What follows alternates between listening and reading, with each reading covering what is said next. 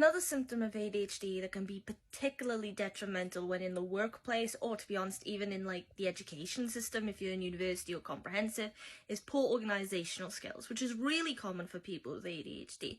Now, for me, example, I am terrible with my organisation skills, and I don't mean like literal organizations, you know, like with books, if I wanted to place them in a certain order, or the way I might arrange things in my bedroom, or something personal to me.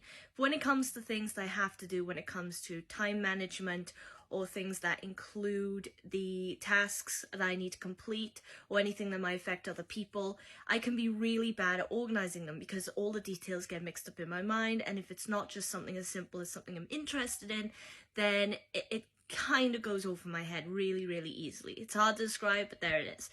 So in the workplace, that can be particularly bad and a particular challenge, because in certain jobs, organisation skills are kind of key and like absolutely necessary to have or to be on top of, I suppose. But some strategies that you can use include things like taking specific notes about deadlines and asking others about specific deadlines they need to work towards. So basically, if you're in the workplace, for example, and you know roughly how long you have for something to be done or handed in, it's not uncommon for people with ADHD to completely forget that, like the next day or for weeks at a time, and then suddenly it dawns on them, oh wait, I need this done by tomorrow. It's like leaving things right up until the last second, which to me, in my case, has happened many, many, many times.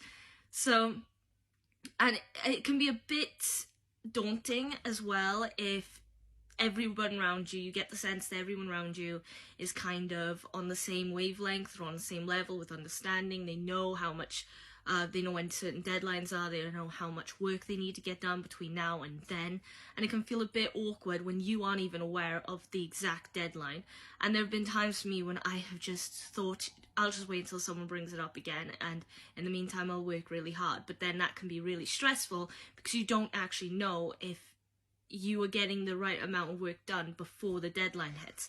So don't feel too nervous or too intimidated. Work up the confidence to ask people if you're unsure what a deadline is. Ask them, go through all the deadlines, and if they're willing to help, they will do so, and then just jot them down straight away. Don't think, right, I'll put that in my notebook later, or I'll put it in my notepad on my phone later. Do it right then and there, because then it's out of the way, and you can check it whenever. And it's a good thing to also probably decide, do you use your phone more and check your notepad more often than you might check a notebook, or do you have a personal notebook on hand that you check more often than your phone, because that's important as well. You don't want to put the note on something that you're not in the habit of checking. So there's that.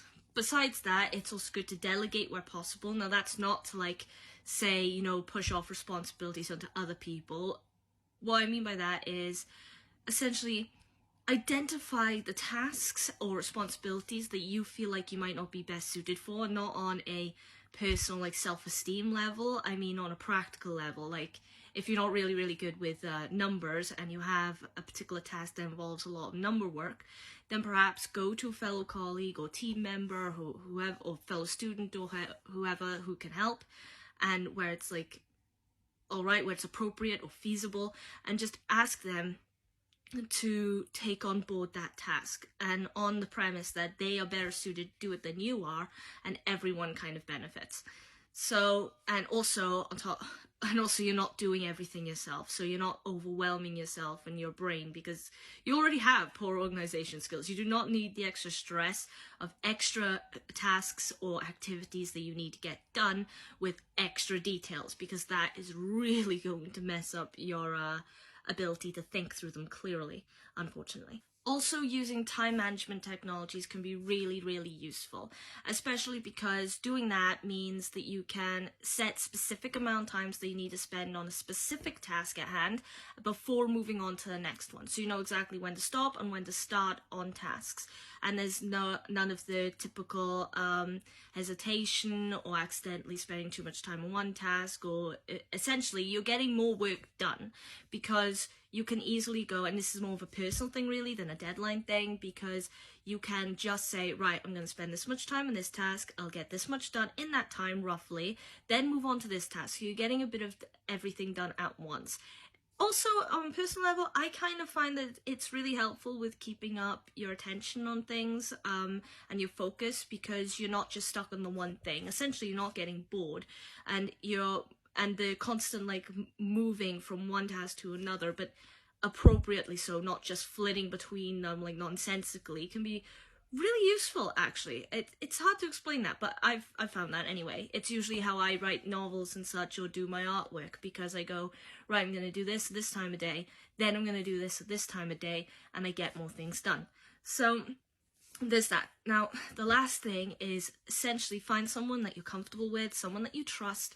So, you know, like a friend or someone you feel like you can rely on really well in the workplace or in the school environment, to basically just keep you accountable to your responsibilities. Because a lot of time with ADHD, there's a tendency to procrastinate or to leave off doing certain tasks, and sometimes it can be really easy to fall into the headspace of just going, oh, well, it's not my fault. But now, here's the thing, yes, it's not your fault if you are struggling. You know, there are symptoms of ADHD that come into play all the time. You can't really help that.